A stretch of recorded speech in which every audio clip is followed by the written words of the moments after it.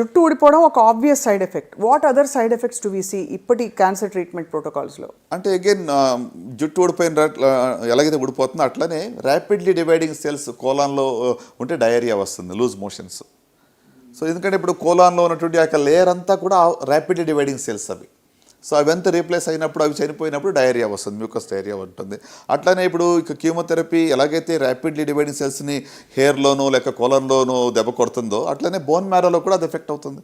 So bone మ్యారోలో మీకు blood cells production మీద కూడా ఎఫెక్ట్ ఉంటుంది. అందుకే ఇప్పుడు వైట్ సెల్స్ పడిపోతాయి, దానివల్ల ఇన్ఫెక్షన్ రిస్క్ ఎక్కువగా ఉంటుంది అని చెప్పి కూడా మనం వింటూ ఉంటాం. Correct. So post chemotherapy first CBP చేస్తాం, కంప్లీట్ బ్లడ్ పిక్చర్ చేస్తాం. అంటే కౌంట్స్ ఎట్లా ఉన్నాయి, వైట్ సెల్స్ ఎలా ఉన్నాయని చూస్తాం ఫస్ట్. హిమోగ్లోబిన్ సడన్గా మొత్తం పడిపోదు, కొన్ని రోజులు ఆగినా కూడా గ్రాడ్యువల్గా డిప్ అవుతుంది. కానీ వైట్ సెల్స్ ఇమీడియట్గా ఫాలో అవుతాయి, ఎందుకంటే వాటికి హాఫ్ లైఫ్ కూడా చాలా తక్కువ ఉంటుంది కాబట్టి. సో వైట్ సెల్స్ మరీ తక్కువ అయితే వాటిని పెంచడానికి ఆర్టిఫిషియల్గా మనం ఇంజెక్షన్ ఇవ్వచ్చు. సో దానివల్ల ఇన్ఫెక్షన్ రిస్క్ తగ్గించడానికి అది ఇస్తాము.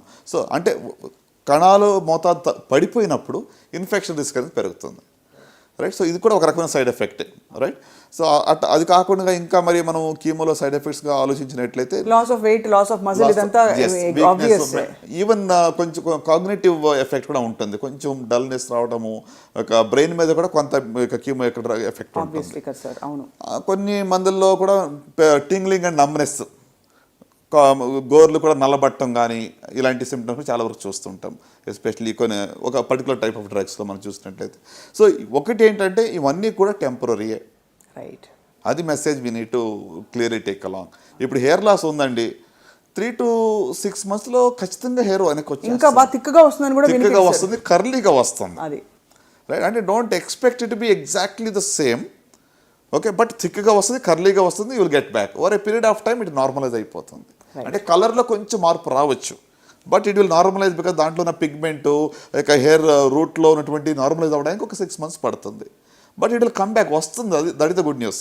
So obviously sir, me with all your experience ఇంత ఒక మహమ్మారితో జీవితం ఎసెన్స్ ఏమిటని మీరు భావిస్తారు డాక్టర్ చిన్నబాబు గారు? బికాజ్ ఇంత మీరు డిసీజ్, డెత్ అన్నీ మనం మీకు అంటే ఆల్మోస్ట్ ఒక నార్మల్ దీనిలో మీరు అన్నీ చూస్తున్నారు. So what is the essence of life sir? అంటే ఫిలాసఫీగా చెప్పాలి అంటే లైఫ్ ఈజ్ వెరీ షార్ట్ అండి, and we need to live it the fullest. అంటే నేనేమనుకుంటానంటే లివ్, నా బుక్ పేరు కూడా అదే, లివ్ ఫర్ లెగసీ అని. సో దట్స్ మై మోటో అనమాట, that's what I feel.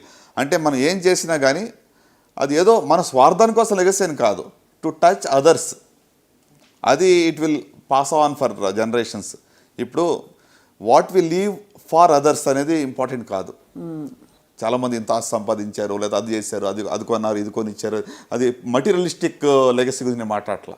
What we leave in others is more important, right. Short life కాబట్టి ఇతరులని ప్రభావితం చేసి వాళ్ళకి మేలు చేసే వాళ్ళకి ఉంటే, ఒకరికొకరు కలిసి ఉంటే, I think that is the sweetest spot in our life అని అనుకుంటాను. వండర్ఫుల్ సార్, చాలా ఇన్స్పైరింగ్గా ఉంది.